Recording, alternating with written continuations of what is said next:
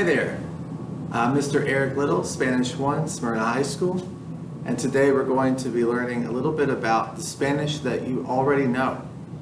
Now, I know that you're coming to this class, and the assumption is you don't know any Spanish. You haven't taken it before, or if you did, you did not get to Spanish 2 yet. So, Ms. Lopez and I allow you and understand you to come into this class having no knowledge of Spanish. You don't have to know anything to enter this class. You can know nothing at all and you're in good hands. But most of you know a lot of Spanish and you may not realize that. You say, I don't know anything, but that's not true. And for those who speak English, which I think is all of you or most of you are learning English, you actually have a head start because there's a lot of Spanish that is similar to English and there's a lot of Spanish that is integrated or has become part of our language because of culture. Basically, so many people that speak Spanish have moved to the United States that we have borrowed a lot of Spanish into our language. And that is Spanish that you already know. So first off, I want to show you how different a foreign language really can be. Whereas Spanish is very similar to English in many ways, there are languages that are very different. And if we were studying one of those, our first lesson would look very different.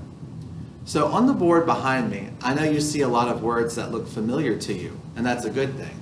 But I want you to pay attention to this line here at the bottom. And of course, this is ancient Hebrew, and it reads, Barashit bara Elohim et haaretz ve'et hashamayim. Did you catch any of that? Does any of that make sense to you? In fact, did you notice that I was reading from the right to the left? Those are letters, and they're real, and that's a real phrase. In English, we use the Latin alphabet, and so we do in Spanish as well. Imagine if you had to learn a language and you had to learn all those squiggly marks and what sounds were associated with them. And Hebrew even doesn't have written vowels. You have to memorize where the vowels are. Where in English we have A, E, I, O, U. We do in Spanish too. That doesn't change. That's a good thing. So let's look at this word here in Hebrew. This one here. I'm looking at the video. All right, this word naturally is aretz, or eretz, and it means earth. Eretz, earth, doesn't really sound similar. You would not guess that that is the word earth. But in Spanish, the word is tierra, T-I-E-R-R-A, tierra. And you may think that doesn't sound like earth, but we actually have some words and uses in English where that word makes a little more sense. So for example, there's a name Terra. It's a name for a female. That means earth, you may have heard. Also, there's a word called terraform, which means like changing the landscape. And so terraforming is a word that in which English is borrowing from Latin and can help us remember the word tierra. Also, sometimes in English, particularly older English, like in literature, we just use the word terra to mean earth as like a name for earth. So if you knew any of those, then the word tierra is easier to remember. That's called a cognate. A cognate is a word that is similar or the same between two languages, or it has a similar root. And so even though we use the word earth a lot more, tierra does use a cognate from Latin that we use sometimes in English, making it a little bit easier, a little more familiar, where in Hebrew, eretz is not. Finally, Hebrew, ancient Hebrew, is a dead language. It was dead 2,000 years ago when it was used and is recorded in scripture across different faith communities. The fact that it is so old means that the grammar embedded in it is very different. It doesn't have past, present, or future tense like we do in English and Spanish. Learning a language that is no longer spoken means that nobody natively uses the language and can help us out with it. But Spanish, we have people all around us who can help us. Now, just because someone knows Spanish doesn't mean they can teach you Spanish. Teaching Spanish is a different skill, but they can help you communicate. That's different.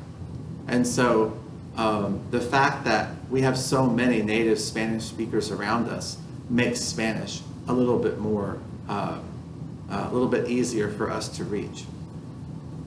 So we're not going to try to learn ancient Hebrew. We're going to try to learn modern Spanish.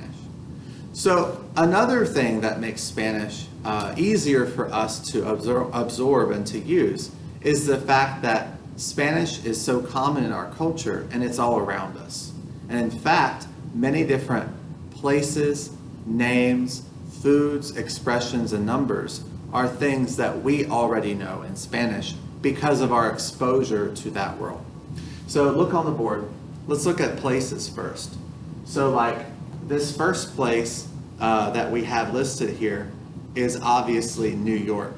It's been written differently, Nueva York, which is the way that we say it in Spanish, but you knew what that was, even though you didn't know you knew. But for the most part, we're talking about place names like Florida, Mexico, and Texas that are exactly the same in both languages. So thinking of the southern United States, many of those states and cities are going to be Spanish words. We're going to pronounce it a little bit differently. Florida, Mexico, that X is actually like an H sound. Texas. So they're going to be a little different pronunciation, but if I said Mexico, you know exactly what I mean because you already know a lot of Spanish. Now moving on, names. You have a lot of friends with names like these. Elena, Ana, Roberto, Juan. That J is an H sound. Juan. So you know a lot of people with Hispanic names. People say, how does my name translate? With someone's name, their name stays the same. Roberto is always Roberto. You could call him Robert. In English, it's like an equivalent. Juan, you can call him John. Or you could call Ana Anne, right? Or Elena, you could say Elaine. But her name's always Elena. We don't translate names. We can use like an equivalent in another language. So like my name, my first name is Eric. In Spanish, I would just pronounce it Eric. I wouldn't even spell it differently. Anyway, moving on, food. Food is one that I know we can all connect with. And the reason we know all these words in Spanish is because we eat these foods in our culture all the time. So, for example, tacos or tortilla. You probably already knew it's pronounced tortilla, but the double L in English would make a L sound. But in Spanish, it's a Y sound. Y, tortilla. And then salsa, which we eat on the table, actually just means sauce.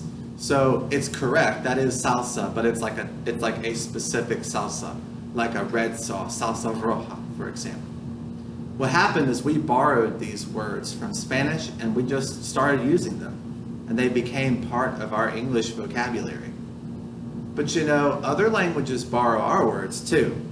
So in this last example, Coca-Cola, that obviously is an American word coming out of the 1890s. And it now is used all over the world. You can ask for a Coca-Cola in every country in the world, and you'll get the same thing. And so in Spanish, we're going to say Coca-Cola the same, but we're going to pronounce it differently because we're going to use the sounds that Spanish makes. Now there's a few expressions I've listed, and there are more that you probably know. But the word for no is no. very much the same. And then the word yes is sí. You'll notice that this word sí, I've written with a spunny mark over the I. That's an accent mark. That we don't have in English. And there are different uses for those. We'll learn in the future. And then the word hola, which means hello. You know that probably already just by using it. You'll notice, however, in Spanish, we use this upside down or inverted exclamation point. We don't use those in English, but I bet you knew exactly what it meant.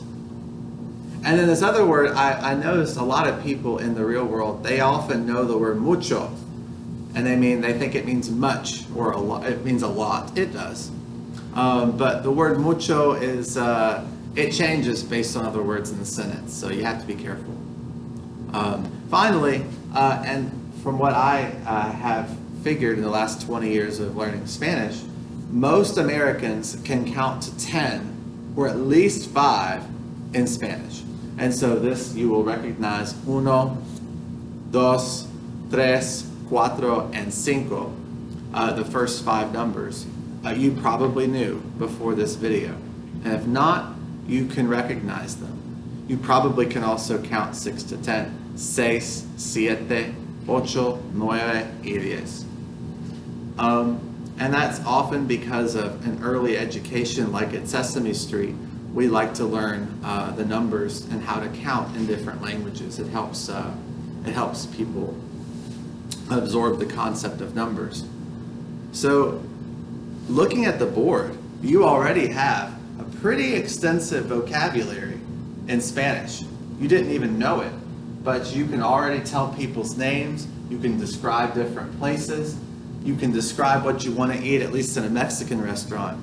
And then you know how to tell people hello, yes or no, and you can name 1 through 10. Pretty impressive.